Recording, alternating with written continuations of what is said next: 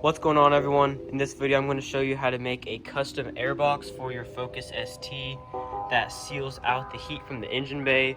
A lot of people remove this airbox cover so they get more turbo noise from the inside once they have a custom air filter, but the problem with that is there's a gap here, so hot air gets sucked in from the engine bay, and then when it's also hot outside you have hot air coming in from right here. So it's really not good for the car to just keep sucking in hot air, and most cold air intakes have a seal around here so they seal out the hot air from the engine bay. So that's what we're making with the stock airbox, and we're just going to cut it with a Dremel and add this weather stripping, and it'll seal out the heat from the engine bay. So let's get started. So the first thing you'll want to do is remove the airbox cover on your airbox with there's a bolt here, a bolt here, a bolt here, and then a bolt down inside there. For this bolt, you'll probably have to use a screwdriver, either some pliers or something to get down in there, because that one is a little bit hard to reach. But I've already taken out these two bolts for the purpose of this video, so I'm just going to remove these two real quick.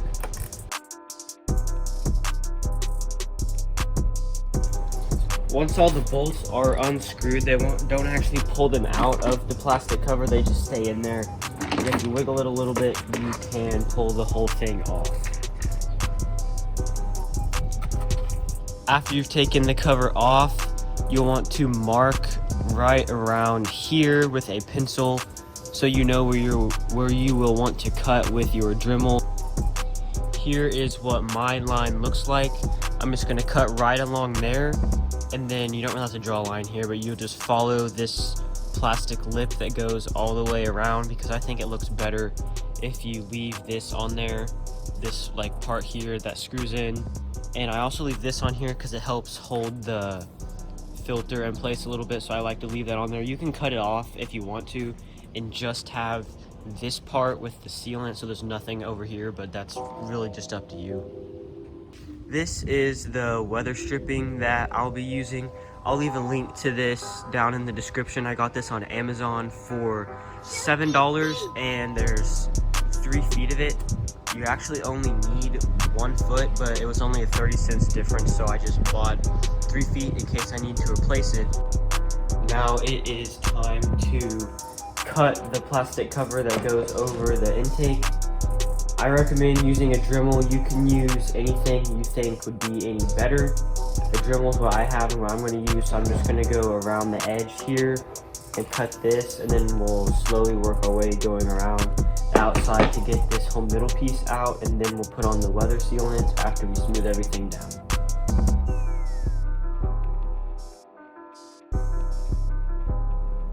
It's a little tricky to cut through these reinforcement things that are underneath it, so you might have to go in and cut these with wire cutters, or try to cut each and every one of them with the Dremel in order to be able to pull out this middle piece.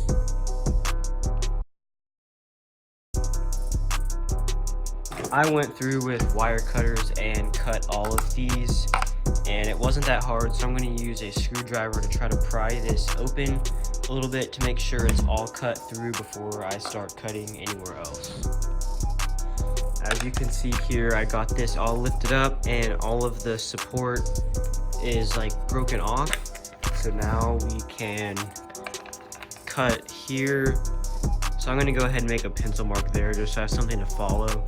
Then I'm going to cut along here, the little indentation. I'll cut down through there and around all the way up through here till I get to here, and then I'll start working on getting this middle piece out. Then we can smooth it out by sanding it with the sanding wheel with the Dremel, and then add the weather seal.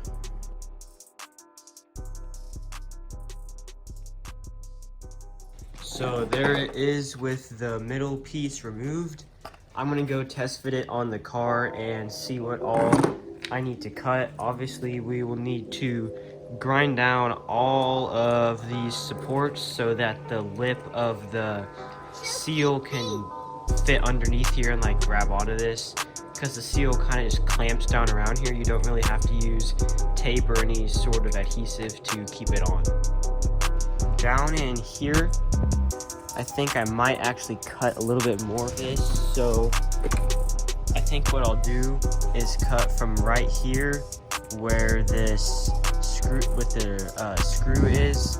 I'm gonna cut right after that, and then cut up to right here, because this looks a little messy where it is, because it's like, I mean, we can smooth that out, but I think it'll look better with just the bottom part of the air box down there. So I'm going to cut this because I want to keep this piece here to hold in the filter, so I'll cut it right there, and then we'll test fit it again. If you look down in there, you can see it's cut off right after that, and then just goes up to here, and this is where the seal will start and go all the way around and then stop there. So I'm going to grind this all down and like make it smooth and everything, and smooth this out and make sure none of those supports are in the way, and then we'll add the seal on and it'll be finished.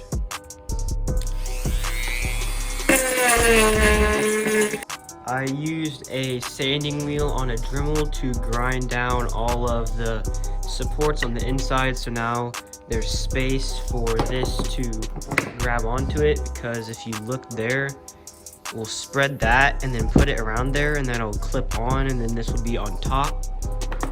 So I smoothed everything else. I kind of smoothed this out and around here and everything, so there's no sharp edges, and it'll look clean once it's on the car.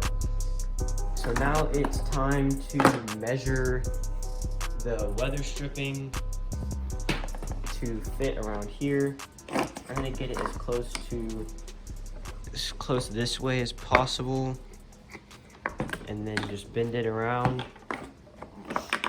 I'm not actually putting it on, I'm just kind of pressing it enough to get the length I'll need. So I need to cut it right here. Okay, there we go.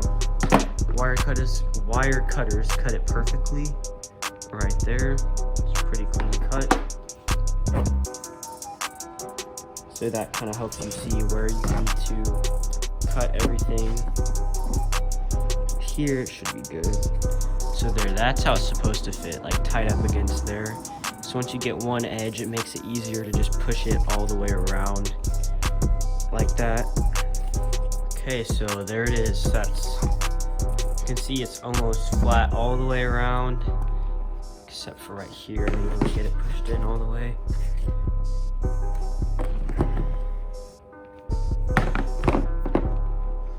That does not look like it is coming off. That is pretty stuck on there, except for right here where it should have been pushed in a little bit. I just needed to leave myself a little more plastic there, because there's not a big enough lip for it to grab onto, but that's fine. It'll stay on. So now I'm going to go install it in the car, and we'll see how it looks and see if there's any changes that need to be made.